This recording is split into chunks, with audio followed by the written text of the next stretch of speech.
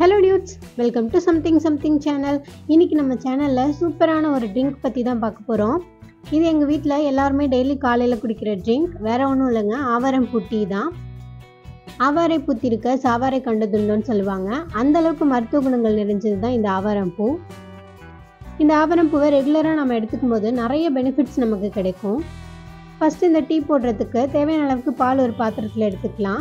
இன்னைக்கு நான் 4 கப் அளவுக்கு பால் எடுத்திருக்கேன். இதுதான் ஆவாரம்பூ பொடி. இது உங்களுக்கு நாட்டு மருந்து கடைகள்லேயே கிடைக்கும்.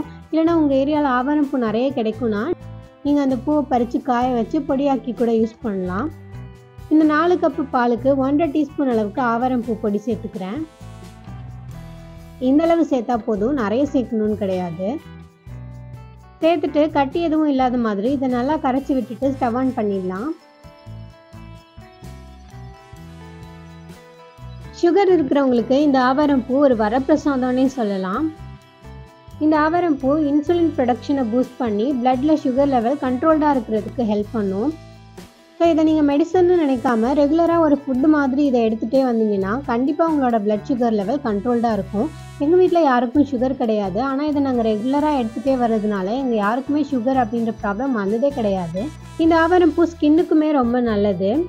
இதை நம்ம ரெகுலராக எடுத்துக்கும் போது நம்ம எப்போவுமே யங்காக இருப்போம். நம்மளோட ஸ்கின் நல்லா ஸ்மூத்தாக க்ளோயிங்காக இருக்கும்.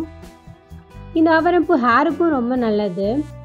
ஹேர் நல்லா சில்கியாக நல்லா க்ரோ ஆகும். இந்த ஆவாரம்பூ ரெகுலராக எடுத்துக்கும் போது யூரினரி ட்ராக் இன்ஃபெக்ஷன்ஸ் எதுவுமே நமக்கு வராது. அண்ட் இது நம்மளோட இம்யூன் சிஸ்டத்தையும் பூஸ்ட் பண்ணும், டைஜஷனுக்கு ஹெல்ப் பண்ணும். இவ்வளோ பெனிஃபிட்ஸ் இருக்கிற இந்த ஆவாரம்பூவை ரெகுலராக உங்கள் லைஃப்பில் ஏதாவது ஒரு விதத்தில் எடுத்துக்க ட்ரை பண்ணுங்கள். இந்த ஆவாரம்பூ டீன்றது இதை டெய்லி நீங்கள் சாப்பிட்றதுக்கு ஒரு ஈஸி வேயாக இருக்கும். பாருங்கள், பால் நல்லா பொங்கி வருது. நல்லா பொங்கி வரும்போது சிம்மில் வச்சு 1 நிமிஷத்துக்கு இதை நல்லா கொதிக்க வைக்கலாம்.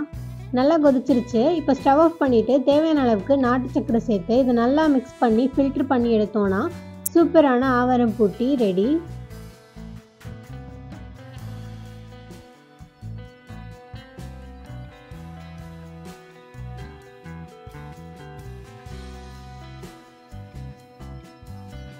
இது டீ காஃபிக்கு நல்ல ஒரு அல்டர்னேட்டிவாக இருக்கும். இது குடிக்கும்போது ரெஃப்ரெஷிங்காக ஃபீல் ஆகும், ஹெல்த்தியாகவும் இருக்கும், அதே நேரத்தில் டேஸ்டியாகவும் இருக்கும். ஸோ கண்டிப்பாக ட்ரை பண்ணி பாருங்கள்.